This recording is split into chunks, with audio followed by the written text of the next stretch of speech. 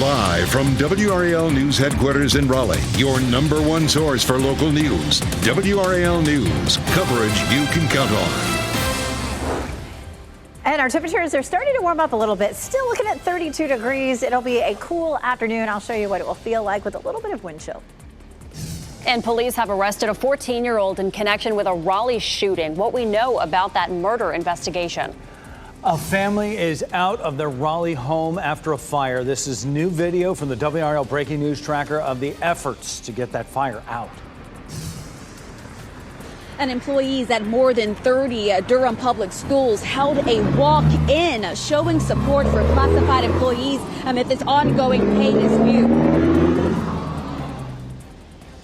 All right, we'll check in with Laura in just a moment. An interesting, unique situation with the walk-in at Durham schools. They've been through a lot in recent weeks. I'm Jeff Hogan. It's good to be with you. And I'm Michelle McConaughey. Thanks for joining us. It's another cold one. I was going to say chilly. It's not chilly. It's cold. It's cold out there.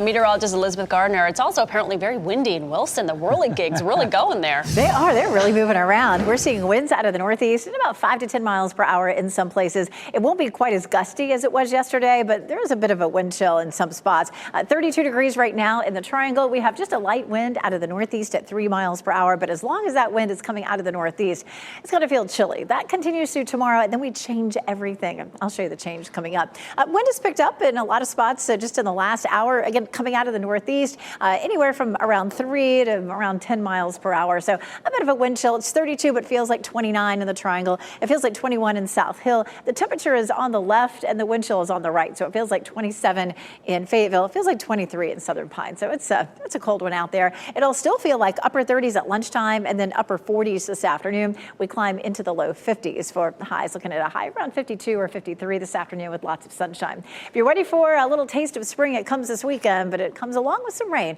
I'll show you how to plan around it. Coming up, Brian. All new at 8:02, reports of a crash at Gorman Street at Tryon Road on the southwest side of Raleigh. We are seeing some delays this morning on Tryon Road approaching that intersection just south of the I-40 interchange. Also still watching some heavy delays on the northbound side of Six Forks Road with a crash reported right around Crestview Drive just before you get to Millbrook Road. Heavy backups coming in from North Hills this morning. You might consider using Wake Forest Road as a good alternate route to get up to Millbrook this morning, and then from there head back toward Six Forks.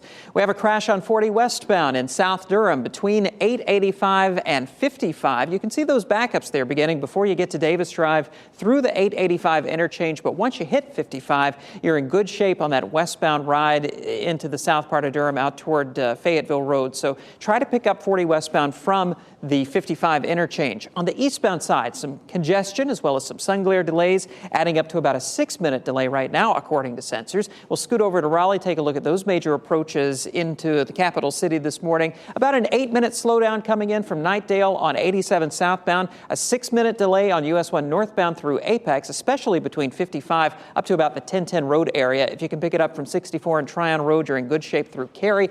And some congestion coming in from Wake Forest on southbound Capitol Boulevard this morning. A 13-minute delay as you head between 98 and 540. If you're getting ready to head out right now, remember you can listen to this live newscast along with our weather and traffic updates on the radio at 99.3 FM in Raleigh and 96.5 FM in Durham. All right, thank you, Brian. We're following some breaking news in Raleigh. A family is out of their home after a fire in southeast Raleigh. It broke out after 4 o'clock this morning on Lofton Place, which is just off Sanderford Road. The WRAL breaking news tracker was there as crews put out that fire. At least 3 people were home at the time. The Red Cross is assisting the family. We are working to learn what caused the fire. Earlier this morning, teachers, staff, and parents at more than 30 Durham public schools joined together as a show of solidarity. They held a walk-in demonstration to show support for employees facing ongoing issues with their pay. WRAL's Laura Levine is outside Merrick Moore Elementary School as all this comes after weeks of protests that have disrupted the school day. But this one is not disrupting the school day. Here at Merrick Moore Elementary School, we've seen dozens of people out here gather before the sun came up to show that sign of support and solidarity for classified employees, I want you to take a look at this video from this morning where you can see the Durham Association of Educators led teachers, staff, administrators, parents, and community members inside the school buildings for a walk-in. The walk-ins did not disrupt the school day. This comes as the Durham Association of Educators waits for the Board of Education to take action on the group's demands for this week, which includes to restore steps and commit to no pay cuts for February paychecks. A public explanation of why January checks did not look as expected, and they want to schedule a work session with DAA members for next week. Those participating in the walk-ins also handed out some information to parents as they were dropping students off this morning. A rally is also scheduled for this afternoon at 3:30. I had the chance to speak with an instructional assistant who has been working here for 14 years. Take a listen to what she had to say. People are hurting. A lot of people need answers. We don't have any answers yet as to what happened or why it's happening. And people are suffering.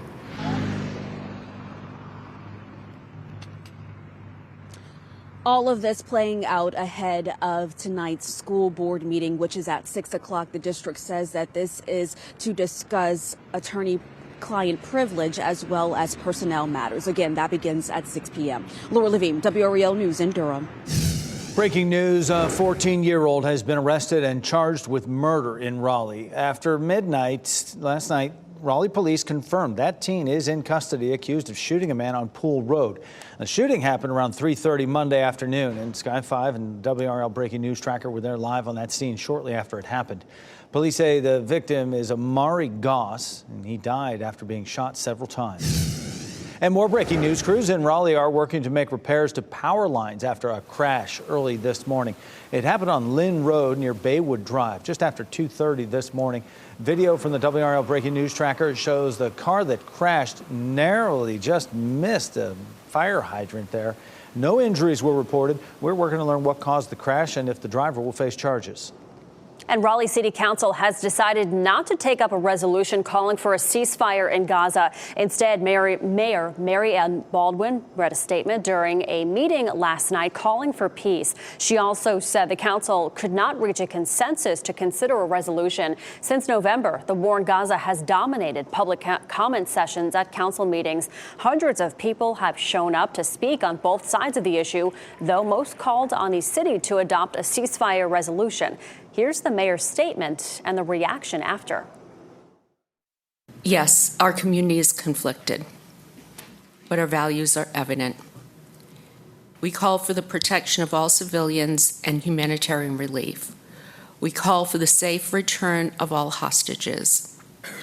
We, like many others in our country, call on world leaders to work toward an end to this conflict and a peaceful long-term solution. The City Council has not issued a resolution. If it were, then the City Council would have needed to have voted on it. Rather, the mayor spoke on behalf of the City Council, which she can't do without a vote. Some pro-Palestinian supporters find Mayor Baldwin's statement particularly confusing because they say they have signatures from current city council who support a ceasefire resolution. Last month, Chapel Hill's town council also declined to take up a ceasefire resolution. Harnett County is mourning the death of a sheriff's deputy and school resource officer who died in a crash in Lillington. Deputy Chris Johnson died Tuesday after a crash on Derrick Road off Highway 210. He'd been with the Harnett County Sheriff's Office for 16 months and was an SRO at Highland Middle School. Before joining Harnett County, he was with the Dunn Police Department for 9 years and the Sampson County Sheriff's Office for 16 years. Drama at the U.S. Capitol, where you're looking live right now. As early as today, the House could vote again on impeaching Homeland Security Secretary Alejandro Mayorkas after last night's vote failed. Also today, the Senate plans to vote on a controversial measure involving immigration, Israel, and Ukraine. The vote to impeach Mayorkas failed by a vote of 216 to 214, but House Republicans can bring it back to the floor when Majority Leader Steve Scalise returns from cancer treatment. Meanwhile, the Senate's package deal to support border security and provide aid to Israel and Ukraine will likely not pass the House, even if senators approve it. Happening today, city leaders in Raleigh will work on plans for an alternative program to respond to medical or mental health emergencies. Now, the city is working to develop an alternative response program of unarmed first responders. Right now, Raleigh Police Department responds to mental health and other nonviolent calls. The city will host a listening session today to learn more about this program. It's happening from 2 p.m. to 4 p.m. this afternoon at NC State's Tally Student Union. There are other sessions planned for later this week. A warning for skiers wanting to hit the slopes before the winter season ends. Experts say avalanches are becoming more common. We'll explain a few reasons why. And you may be seeing a familiar face this summer at the 2024 Olympic Games. Gabby Douglas making a return to gymnastics. What she said about her work to try to qualify. Some chilly temperatures today and tomorrow, but after that, temperatures will feel like spring, but we're also going to add some rain to the mix. I'll show you which days will be wettest and how much rain we'll see total coming up.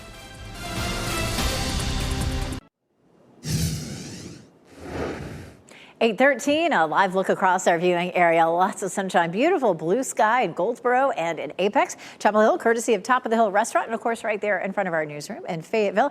Let's take a look at the big picture. We do have rain that's coming our way for the weekend. This is part of the system that brought all the heavy rain and flooding, so much destruction to Southern California. It's not going to do that for us, but as it travels across the country, it's starting to spread some wintry weather really all the way from Canada down toward Mexico. You can see the blue color contours there. It even looks like there might be a little thunder snow here in parts of Colorado and parts of the mountains of Colorado and other sections of the West. Could see anywhere from 10 to 20 inches of snow. So this will be a significant system. If you're planning to fly out of our area, there could be some airport delays because of this system as it crosses the country. Right now, we're looking nice and quiet, but we start to see some impacts from this as early as Friday. Right now, we have very dry air in place. The brown color contours are the dry air. We'll start to moisten things up a little bit today, but our air is still coming out of the north, and it's on the dry side. Back to the west across parts of Iowa down through Kansas. You can see the blue shaded, the green shaded area. That's where the rain is going to start to come from. On Friday, we start off with cloudy skies, and there could be an isolated shower. This is all the way out to around 8 o'clock. I think Friday's going to be a fairly dry day, but cloudy, but definitely warmer. And then we start to see a few light waves coming through. It's possible that we would see a few isolated showers on Saturday from the Triangle area northward. And then on Sunday, we'll see some rain. Models are split on what time it might be. This version of Futurecast has the rain in the morning. There's 8:05 on Sunday, and then it's out of here by the afternoon and evening. I kind of like that scenario because if you're headed out to watch the Super Bowl, it's not raining. But yesterday, it looked like it would be more like afternoon. So we're going to go with the morning for now. Then on Monday, it looks like it could be an all-day rain Monday through Monday night into early Tuesday morning, and that's going to bring us the most significant amount of rain. Friday, Saturday, and Sunday, all total, probably going to see somewhere between a half an inch and 3/4 of an inch. There may be some spots that see a little less than that. But then we add Monday to it, and look at what happens with those numbers. We climb up to an inch in the north, 2 inches in some places in the middle of the viewing area, maybe even up to 2.5 down south. So that'll be a more significant rainfall. We definitely could use the rain in eastern North Carolina. In some places, we're at 40 to 50% of our normal rainfall for the last month. Now, from Raleigh westward, we're still looking pretty good. And at this point, we don't have any drought issues across the state. So that's good news. Speaking of the Super Bowl, of course, Las Vegas looking pretty nice, 55 degrees with partly cloudy skies. Not looking at very warm conditions there for us as the Super Bowl begins. In Raleigh on Sunday, we'll have some showers, most likely in the morning, and then we should be quiet during the afternoon. We check out our temperature, 64 Friday, 70 Saturday, 65 on Sunday. So a big warm up coming our way, but of course it will be rather unsettled. Brian? 8:16 right now, Elizabeth. Let's take a look at traffic. Getting some new information about this crash on the southwest side of Raleigh at Tryon Road at Gorman Street. Reportedly a crash with injuries. The past couple of minutes looking at that live sensor data, we're still seeing some backups on the westbound side of Tryon Road heading away from Lake Wheeler Road back toward Gorman Street. The most recent data indicating that maybe it's eased up a little bit, but it's not all clear just yet. I'll let you know when that happens. Also on the north side of Raleigh, we still have that crash at Six Forks Road right around Crestview Drive. Heavy northbound delays leaving the North Hills area heading up toward Millbrook Road. Wake Forest Road might be a good option for you as an alternate route to get to Millbrook. And then from there, you can head back to Six Forks and continue your northbound trip. Looking much better in South Durham with that earlier crash on 40 westbound right around Highway 55 cleared at this point. Traffic's flowing freely from 885 out toward 55, but we're still seeing some lingering delays. Once you hit that 540 interchange, it's slow through Page Road, also out toward Miami Boulevard. But once you are at 885, traffic's flowing pretty well. Now, on the eastbound side of I-40, different story. We have some sun glare delays between 751 out toward 55. Let's talk about 885 right now. We're seeing the usual morning delays, about a 5-minute backup on either side of 885 between I-40 and 147. And happening now in the WRAL Live Center, just a minute ago, meteorologist Elizabeth Gardner mentioned that heavy storm that's been pounding Southern California. Well, take a look at what happened during this reporter's live shot just before he was about to do his story. You see right behind him, that gentleman drove right onto that flooded street. And as you can see, he's exiting the car casually as if nothing is happening. But you can see he's in waist deep water. His car is going to be completely submerged. And in this case, he's able to walk away safely. But we say it all the time, when you see a flooded road, turn around, don't drown. In this case, this gentleman was able to walk away safely, but it was a very dangerous scene right there in Southern California. I think he said a quick goodbye there to the car. Ken, thanks. 5 more dogs were found dead on this Chatham County property. Sky 5 flew over the property during the massive effort to remove 170 dogs last week. Sheriff's office was there to help, and it has help from volunteers as well with the Bissell Pet Foundation and the Animal Rescue Corporation. The sheriff called the operation a puppy mill, and Bissell's director of operations, Kim Album, says the dogs will be sent to shelters throughout the country for adoption when this investigation is over. This case was really heartbreaking and completely avoidable, and I'm very grateful that law enforcement is there and addressing this today. 2 women are charged in the case. Alicia Culberson already faced 10 counts of animal cruelty, and Tuesday, Kelly Privet was also charged with 10 counts. The sheriff's office removed 44 dogs from that property last week, and 6 of those were dead. The clock is ticking for former President Donald Trump to appeal a federal court ruling that he can face trial on charges that he tried to overturn the results of the 2020 election. He has until Monday to ask the Supreme Court to temporarily block the ruling, which would delay his case again from heading to trial. A panel of 3 judges in Washington made that ruling yesterday. Trump's legal team has been trying to get the charges tossed out for months, arguing that he should be completely immune from prosecution for any acts he took as president. With Tuesday's ruling, Trump's only hope at avoiding trial is for the Supreme Court to find that he is immune, which would have major implications in the other legal cases he faces as well. A South Carolina State sophomore is facing charges after shots were fired in a building on campus. Police arrested the 19-year-old after he ran away. The school was under lockdown for about an hour yesterday. No one was hurt in the shooting, and it's unclear where the shots were fired. The student has been charged with carrying a firearm on school property, with more charges pending.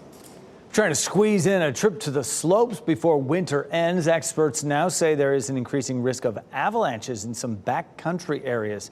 Ted Lindner explains how an uptick in people headed to the slopes and climate change could be to blame. For those who love winter recreational sports, the snow is probably your best friend. But outdoor experts say it can also be your worst enemy, citing elevated risks for deadly avalanches for skiers, snowboarders, and snowmobile drivers in backcountry areas. Backcountry often refers to unmarked, unsupervised, and remote mountain territory. We're seeing a really large increase in use in snowmobilers and skiers, and this place is just chock full of avalanche terrain. Since the start of the COVID-19 pandemic, officials say more people have been taken to these types of slopes. The uptick in activity, combined with warmer and more unpredictable winter weather, is weakening the snow, creating perfect situations for avalanches. If you're caught in an avalanche, you have an 80% chance of survival if you're dug up in 10 minutes. Avalanches can start when things like hotter temperatures, human activity, and sound vibrations cause a layer of snow to cave in and slide downhill. It is not a smooth ride as you come down. You can hit rocks, you can hit trees, you can be traumatized, and even in the best case, you're still looking at 20% of the people don't make it. According to data from the Federal Emergency Management Agency, Avalanches kill roughly 30 people every year in the U.S. To help ensure your safety, experts say never hit the slopes alone. The only way you're going to get unburied is if you have a partner watching you from a safe spot that can come and rescue you. That's Ted Lindner reporting there. Three-time Olympic gold medalist Gabby Douglas is returning to gymnastic competition for the first time in 8 years. Douglas is training to make a run at another Olympic medal. From this video that she posted on her Instagram account, she is clearly on a mission to return to competitive form. Douglas took home gold as part of the U.S. women's team at both the London and Rio Games. She says the fire still burns to compete, and she has her eyes set on the Summer Games in Paris. I honestly am feeling excited, nervous, grateful, a little bit timid, but I think that's normal. It's been such a long time, but like I said, I'm so excited to get back out there, be with everyone. And Douglas's first step in trying to make the 5-woman U.S. gymnastics team starts on February 24th at the Winter Cup in Louisville, Kentucky. At 28 years old, she will be the oldest gymnast at that event.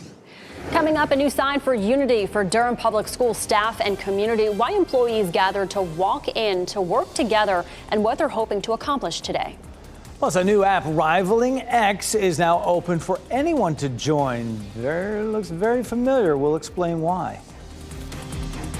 As you get into your car, tune to WRAL News Plus on your radio. In Raleigh on 99.3 FM. In Durham, 96.5 FM. And everywhere on 101.5 HD3.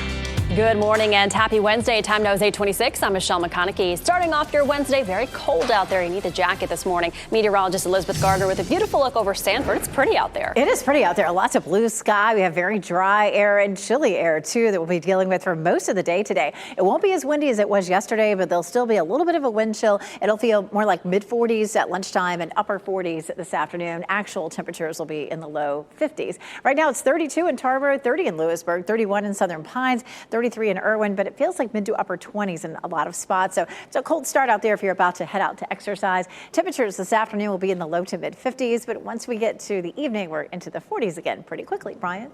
827, Elizabeth. We're still seeing some lingering delays on I-40 in the south part of Durham. On the westbound side, we had an earlier crash right around 55. That's cleared, but we're still seeing some heavy traffic leaving Airport Boulevard through 540 out toward Miami Boulevard. On the eastbound side of I-40, we're seeing some sun glare delays beginning around Highway 54, extending all the way out to 885. Looks like they've made some good progress clearing a crash in southwest Raleigh from Tryon Road at Gorman Street. A lot of those delays on sensors have eased up considerably. Also good news on the north side of Raleigh with that earlier crash on Six Forks Road right around Millbrook Road. Traffic now is flowing freely from the Beltline up to Millbrook on northbound Six Forks. All right, thanks, Brian. This morning, teachers, staff, and parents at 30 Durham public schools held a walk-in to show solidarity during ongoing staffing issues. This all comes after weeks of protests that disrupted the school day. The walk-ins were held to avoid disruptions, and organizers have also planned to rally at 3:30 this afternoon. Next on Fox 50, how you can learn more about Raleigh plans to change how emergency officials respond to mental health crisis. And up next on Today, Patty Davis live on her new book, Dear Mom and Dad. Shot in 4K ultra high definition. Your number one source for local news. WRAL News. Coverage you can count on. Taking a look outside, just a little bit of light wind here in downtown Raleigh. I'll show you how that wind will affect the way the temperatures feel throughout the day. Plus, what some are calling an embarrassing defeat. Nikki Haley loses the Nevada primary to an option for none of these candidates. A new program to help people during a mental health crisis is in the works here in Raleigh. Just ahead, how you can offer your input on those plans today. And Durham Public School employees, families, and community members showed a sign of unity this morning, why they chose to walk into work together instead of walking out. We will have that story and much more to get you caught up on your Wednesday morning. Thanks for joining us. I'm Michelle McConaughey. And I'm Jeff Hogan, and we invite everyone to drop in on us at any time, and we'll let you know what's happening, especially weather-wise. We've got blue skies. We see that, saw it yesterday as well, but cold just like yesterday. Elizabeth Gardner in the WRS Severe Weather Center right now. Hey, remember that wind yesterday? It was biting. We had gusts up to 20, 30 miles per hour in some cases. It's not going to be as blustery as that, but you can definitely see the whirling gigs here in Wilson spinning around there at the park in downtown. 32 is our current temperature. Our wind in the triangle is pretty light, out of the northeast at 3 miles per hour. And we're looking at winds in most places now showing up steady at about 3 to 10 miles per hour. And it doesn't take that much wind to actually make that temperature feel colder. So it feels like 29 in Durham and Raleigh. It feels like 25 in South Hill. It feels like 27 in Goldsboro and Clinton, as well as Fayetteville, and 23 in Rocky Mount. So even though temperatures are climbing above freezing, it still feels like the 20s right now with the wind. It'll feel like around 40 degrees or so at lunchtime and upper 40s for this afternoon, even with the wind not being as strong as it was yesterday. Our actual highs will be in the low 50s, but this will be the chilliest day of the next 7, most likely. We're looking at a big warm up over the weekend, but we have some rain to go along with it. I'll walk you through that coming up. Brian? Elizabeth, it is now 8:32. Just getting reports of a hit and run on Glenwood Avenue at the 440 interchange. And as we zoom into that area on our sensors, you can see how badly gummed up traffic is through there. Those ramps from 440 westbound onto Glenwood Avenue pretty badly jammed. Also on the outbound side of Glenwood Avenue heading through the 440 interchange, seeing some pretty significant delays there. It's not adding to your backups on 440 westbound this morning. We're seeing some unrelated delays on the side of town around 87 out toward Capitol, and it's a little slow from the Lake Boone Trail area down toward Wade Avenue. But I'll watch that, because if it gets bad, jammed enough there, we could start to see some of that backing up onto 440 westbound.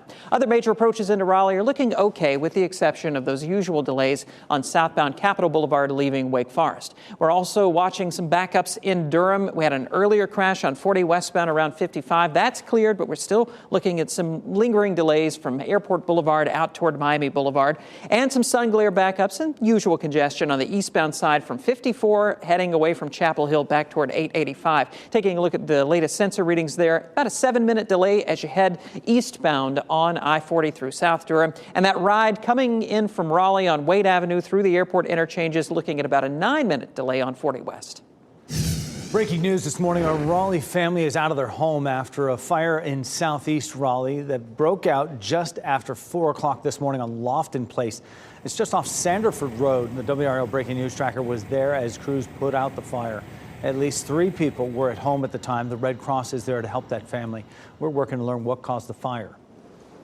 This morning, teachers, staff, and parents in more than 30 Durham public schools joined together to show support for employees that are facing ongoing issues with their pay. The Durham Association of Educators organized planned walk-in demonstrations as a sign of unity. As WRAL's Laura Levine explains, the demonstrations were planned in the morning so it didn't disrupt the school day. Here at Merrick Moore Elementary School, we saw dozens of people show up, gather before the sun came up to show that sign of support and solidarity. I want you to take a look at this video from this morning where the Durham Association of Educators led teachers, staff, administrators, parents, and community members to walk inside the school building. The walk-ins did not disrupt the school day. This comes as the Durham Association of Educators waits for the Board of Education to take action on the group's demands for this week, which includes to restore steps and commit to no pay cuts for February paychecks, a public explanation of why January checks did not look as expected, and to schedule a work session with DAE members for next week. Those participating in the walk-ins also handed out information to parents as they were dropping students off this morning. A rally is also scheduled this afternoon for 3:30. I had the opportunity to speak with an instructional assistant who has been working here for 14 years. Take a listen to what she has to say. Solidarity, what does that mean to you? Unity. When you stand together, you can't fail. When you divide, anything can happen, and we don't plan on failing. We're going to stay. We're going to stand. And we're going to voice our opinions until we get answers. All of this playing out ahead of the special school board meeting happening tonight at 6 p.m. The district says that this is an open and closed session to discuss attorney-client privilege as well as personnel matters. Laura Levine, WRAL News in Durham. Story followed in the overnight hours. A 14-year-old boy has been arrested and charged with murder in Raleigh. After midnight, Raleigh police confirmed that teen is in custody, accused of shooting a man on Pool Road. The shooting happened 3:30 Monday afternoon. Sky 5 and the WRAL Breaking News Tracker were live at that scene shortly after it happened. Police say the victim is 24-year-old Amari Goss, and he died after being shot several times. And more breaking news. Crews in Raleigh are working to make repairs on power lines after a crash earlier this morning. It happened on Lynn Road near Baywood Drive just before 2:30. Video from the WRAL breaking news tracker shows the car that crashed narrowly avoided hitting a fire hydrant. No injuries were reported. We are working to learn what caused the crash and if the driver will face any charges. The city of Raleigh could soon have another way to respond to mental health emergencies. City leaders are working on a new alternative response program that dispatches unarmed first responders to mental health and other nonviolent calls. WRAL's Kelsey Coffey shares the city wants the community's input on how to help develop the program. Today, you can come here to the Student Union at NC State to offer your input about what this program should look like. You may remember when we first told you about the HEART program in Durham. This program in Raleigh would be similar. The city is looking to offer options other than the police when people call 911. These first responders would be certified to help during a mental health crisis. State data shows people are searching for the help. Calls to the suicide and crisis line in North Carolina increased by 31% from 2022 to 2023. If you can't come to today's meeting, there's other ways to share your thoughts.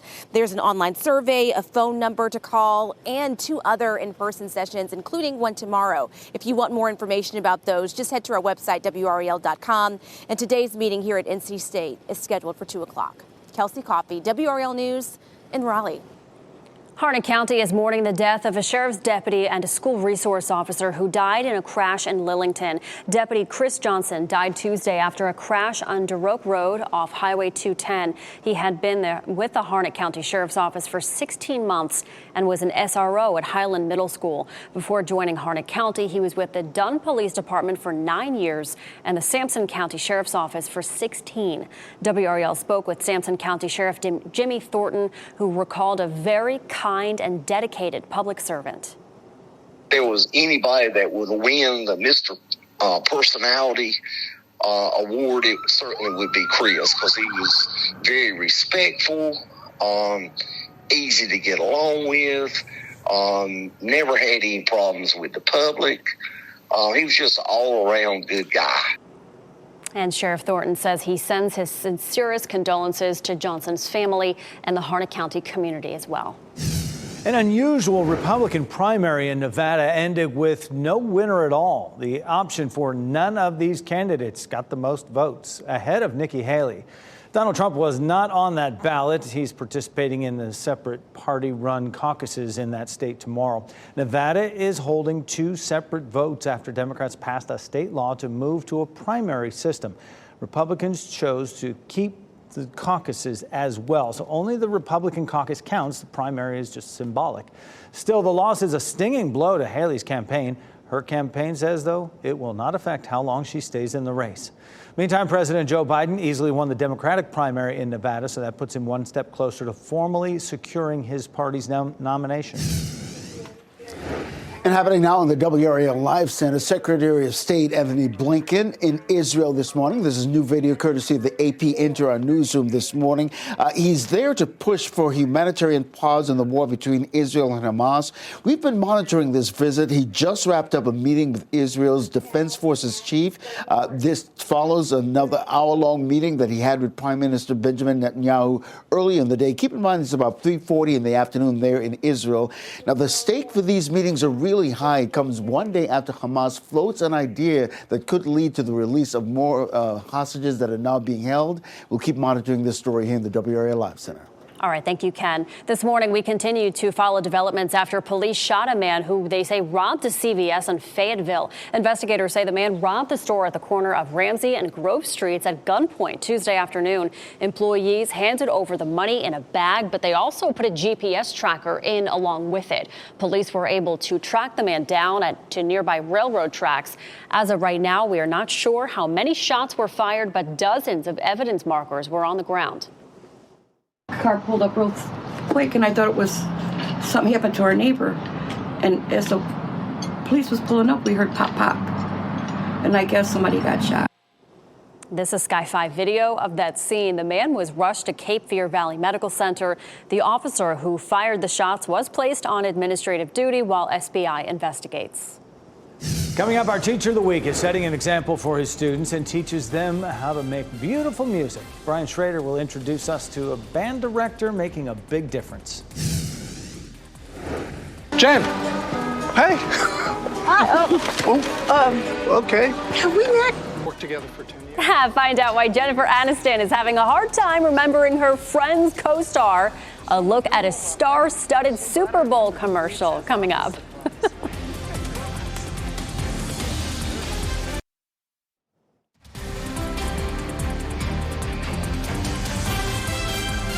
Welcome. Over Raleigh, you see them right there as you watch WRAL News, available on Hulu and the WRAL app on your TV or streaming device. So the temperature's still, with that, how clear it is outside. It's still pretty cold out there. And Elizabeth Gardner in the WRAL Severe Weather Center with that.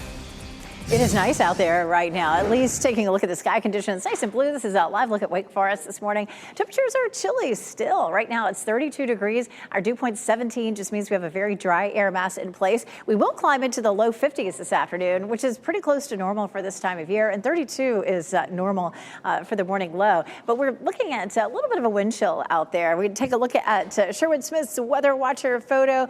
Beautiful sunset from Garner there. Lovely shot. Just a reminder that you can go to WRAL.com and search Weather Watchers and leave us some photos. We'd love to show them on TV.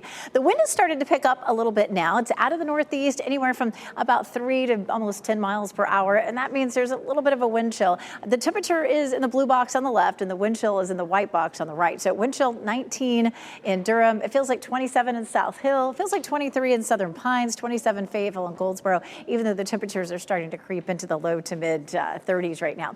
Here's a look at the big picture. The wind that we saw yesterday was because of this low pressure system, which was sitting much closer to us along with a high pressure system. And now the whole scenario is shifting eastward. So it will be slightly breezy. We still have wind coming out of the north today, but it just won't be as windy as yesterday. 53 for Raleigh this afternoon and Durham, 55 for the high in Fayetteville. And we check out that wind direction still coming out of the north today, but during the day tomorrow, a high pressure system slides by us and shifts our wind. Watch how that wind on the other side of the high is coming from the south. So that sets us up for some warmer temperatures by Friday, Saturday, and Sunday. You see those color contours turning to red, indicating the warmth heading our way.